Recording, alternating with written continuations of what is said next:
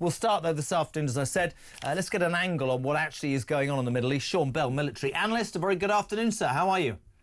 Good afternoon, Jeremy. I'm very well. How are you, sir? Smart as carrots this afternoon, sir. Is that an office, or are you just had your passport photo taken? What's happening?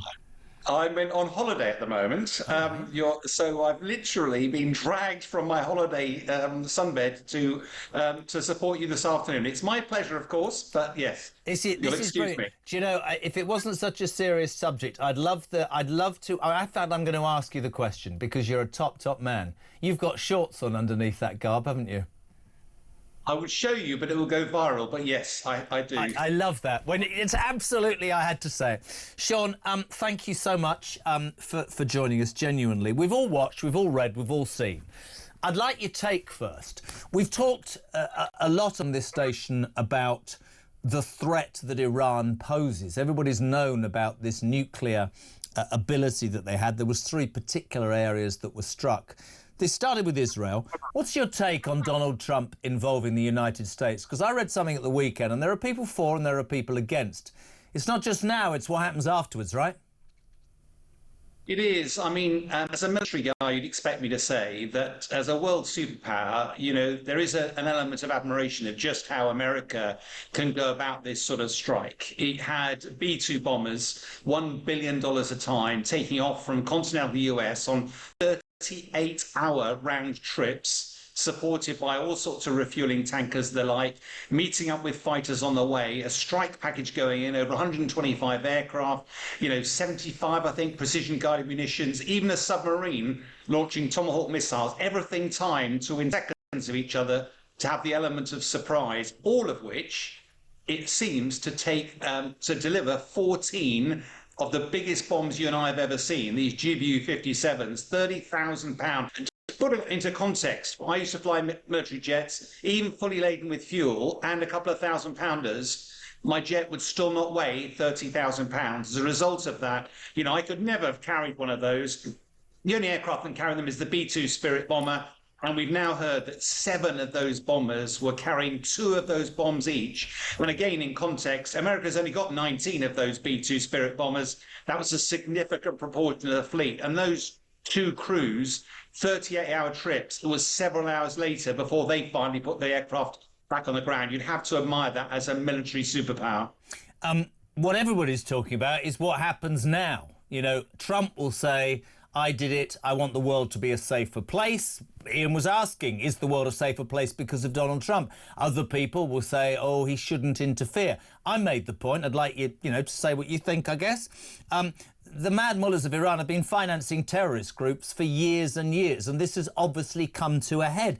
But it's what happens next. Trump's saying if you even consider revenge, worse will happen. The Ayatollahs, I presume, naturally feel that they should do something. What should we all be thinking at this point, Sean? Well, I think we have to go back to basics. I mean, part of this, Israel deliberately took this step because it said that the nuclear capability of Iran was getting close to the point they'd have a nuclear bomb. Under the non-proliferation agreement, I know it's very boring, but it was signed many years ago. Iran is a signatory, but they have been developing special uranium enrichment way beyond the level you need for nuclear power. And the only reason for doing that is because you want to get a nuclear weapon. And they've gradually been restricting those independent observers that go in. As a result, whether it's right or wrong, Israel finally decided, they're eventually going to get the weapon. We've got to stop them. One of the challenges, though, is these subterranean capabilities. Iran knows full well that people are going to come after this military capability, so they buried it deep underground, the Fordow facility, 80 meters down. Israel doesn't have a weapon that can take that out. America does. And I think once Israel embarked on this, America had to make the choice. Either you get involved with a one-off strike, which it seems they've done, and then they've sat back. My big question, though, Jeremy, is when I used to deliver bombs, it's one thing to look down over the side of the cockpit and see if it's hit the target. How do you know if that bomb has actually got 80 meters underground and taken out the facility? I know President Trump says he's obliterated. What happens if it hasn't? What happens if that still survives? What is America going to do now? They've taken all the risk by stepping over the start line.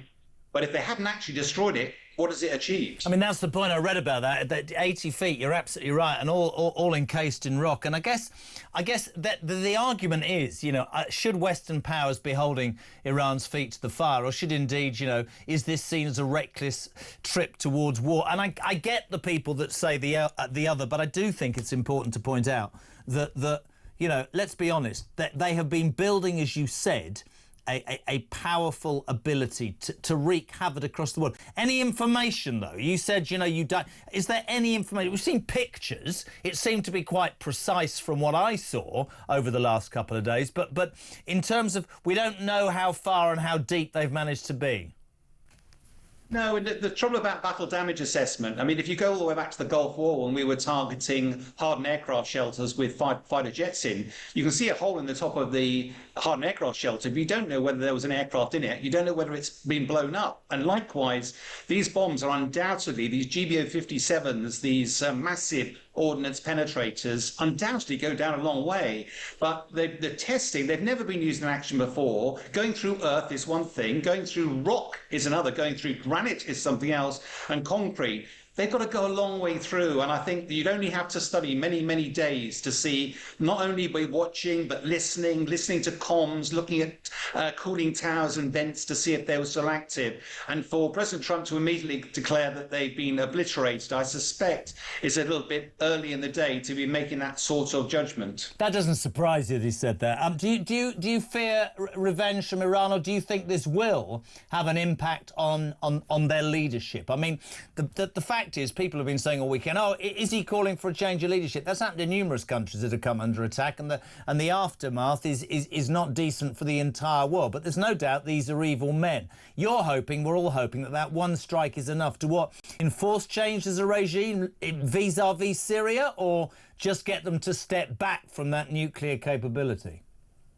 I think that it's been really clear, actually, Jezza. I mean, OK, I accept that Benjamin Netanyahu's been hinting at regime change, but the harsh reality is air power alone will not force regime change. You have to remember that Iran has got nearly 1 million soldiers under arms, about 2/3 regulars and about 1/3 reservists.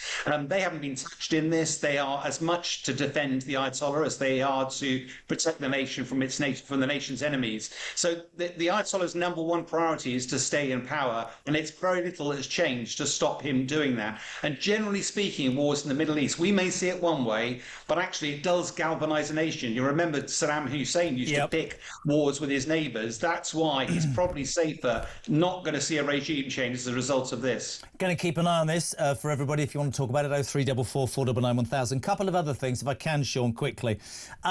When Trump was inaugurated for the second time and he started bashing NATO, a lot of people, I don't know if you're included, thought this was outrageous. But you have to say, on the day that the UK and NATO allies finally agreed to boost spending on defence and related areas to 5% of GDP, because the Americans under Trump basically said, listen, I'm not going to do it if you don't pay the same. In pure layman's terms, he was right about that, wasn't he? We should have been spending more on defence. It was an easy cut for years and years under successive governments. The world has changed. It's not a Cold War. It's a frightening world right now. We should be spending, however difficult, more on defence, shouldn't we?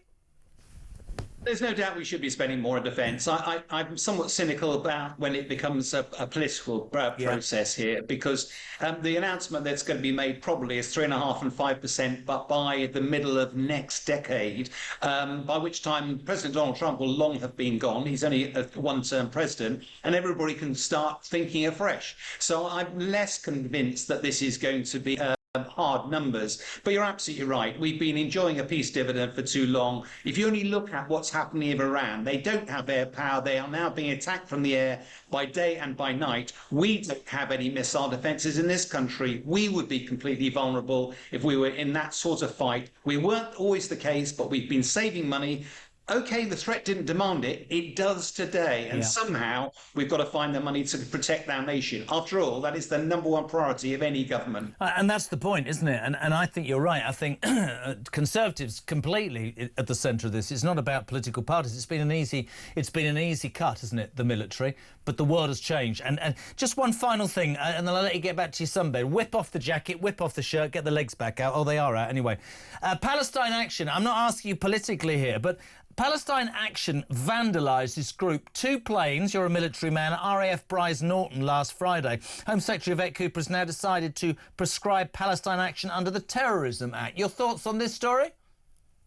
Well, first of all, I completely disagree with your use of the word vandalism. Vandalism is going up to a statue of Churchill, daubing red paint on it, and it's inconvenient, but you can get it clear. What these people did, went to two of our frontline aeroplanes, sprayed paint into the engine. That basically means the engines have to come out, they have to be reserviced and the like.